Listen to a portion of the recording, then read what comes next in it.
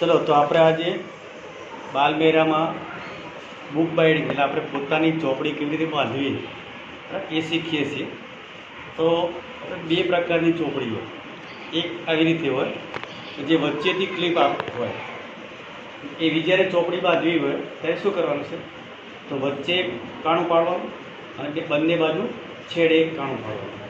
પછી આપણે આવું પૂઠું જે છે એ લઈ લેવાનું છે, બરાબર.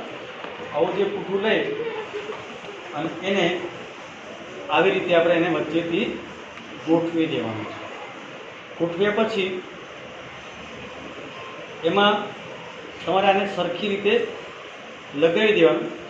અને લગાવી દીધા પછી અહીંયા જે પુસ્તકની અંદર જે કાણા છે એટલે એના પૂઠાની અંદર પણ આપણે કાણા પાડી દેવાના છે, બરાબર.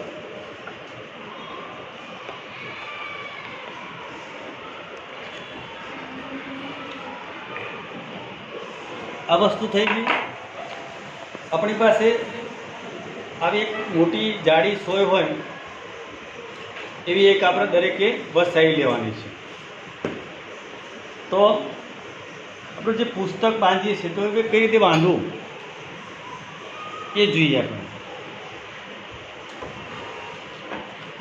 તો જ્યારે આપણે સોયને દોરો નાખતા હોઈએ તો એને ક્યાંથી નાખવાનું છે, સૌથી પહેલાં વચ્ચેથી નાખવાનું છે, વચ્ચેથી, બરાબર. તો વચ્ચેથી નાખીએ તો આવી રીતે વચ્ચેથી નાખવાનું.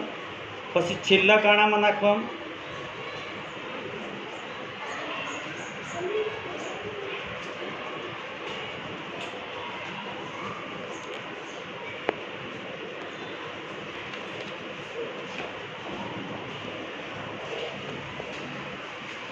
પછી પાછા છેલ્લે પાછા જતું રહેવાનું અને ફરી પાછા તમારે વચ્ચે એને દોરો લગાવી દેવાનો.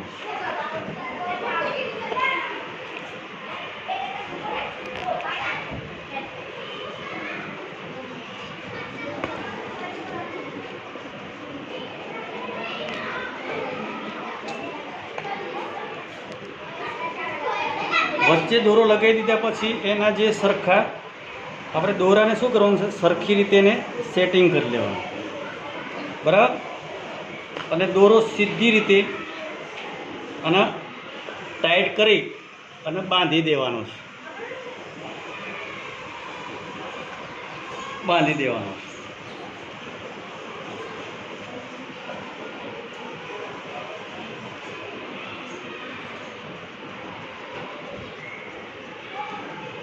આવી રીતે બાંધી દીધા પછી કાતર વડે વધારાનો જે દોરો છે એ તમારે કાપી લેવાનો છે. હવે આપણે દોરો બંધાઈ ગયો, અહીં ધ્યાન આપીએ, બરાબર. તો દોરો બંધાઈ ગયો છે તો પૂઠાનો જે વધારાનો જે ભાગ છે એ આપણે શું કરશું, કાતર વડે એને કાપી લઈશું.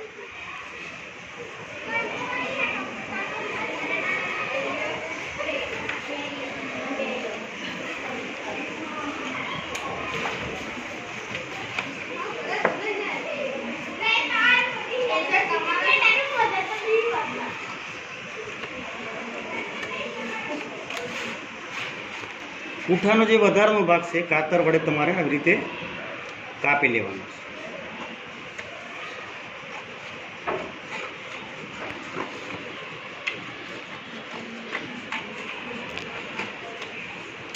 કપાઈ ગયા પછી આપણી પાસે જે સેલો ટેપ છે એ સેલો ટેપ, આ દોરો ન દેખાય, આ દોરો ન દેખાય એટલા માટે એની પર આપણે સીધી જે આપણી પાસે સેલો ટેપ છે આવી મોટી સેલો ટેપ હોય, બરાબર, એને તમારે લગાવી દેવાની છે.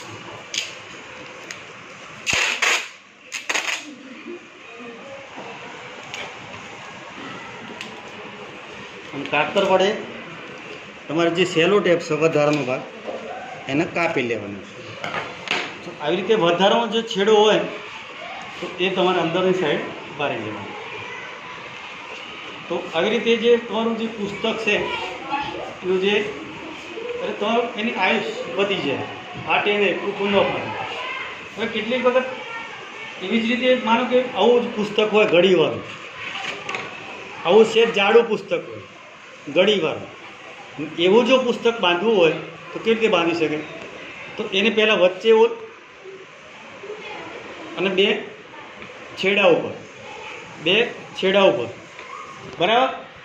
આ જે પૂઠું છે એને આવું જે પૂઠું લીધું હોય એની અંદર તમારે વ્યવસ્થિત એને આવી રીતે ગોઠવી દેવાનું છે. ગોઠવી દીધા પછી તમારે શું કરવાનું છે? અહીંયા જે આપણે ઓલ પાડેલા છે એ ઓલ પ્રમાણે તમારે અહીંયા સેટ કરી અને પૂંઠાની અંદર ત્રણ જે ઓલ છે બરાબર એ 100 વડે પાડી દેવાનું. હવે જ્યારે આપણે પુસ્તક બાંધવું છે તેને પાછળના ભાગમાંથી તમારે દોરો નાખવાનો છે. ક્યાંથી? પાછળના ભાગમાંથી બરાબર. પહેલો દોરો ક્યાંથી નાખવાનો? વચ્ચેથી, પછી બંને બાજુ છેડે ને પછી તમે એને પાછું બાંધી દો બરાબર. બંધાઈ ગયા પછી જે પૂંઠાનો વધારાનો ભાગ છે તમે કાપી દો બરાબર. એટલું થઈ ગયા પછી આપણી આ જે સેલો ટેપ છે જેમ પેલા પુસ્તકની અંદર આપણે એવી રીતે લગાવી એવી રીતે સેલો ટેપ લગાવી દો એટલે આ પણ પુસ્તક તમારું બંધાઈ જશે. એટલે આવી રીતે બહુ ઓછા ખર્ચની અંદર આપણે ઘરે આપણું પોતાની જાતે આપણું જે પુસ્તક છે જાતે બાંધી શકીએ. આવડશે ને હવે તમને? હા કે ના? હા.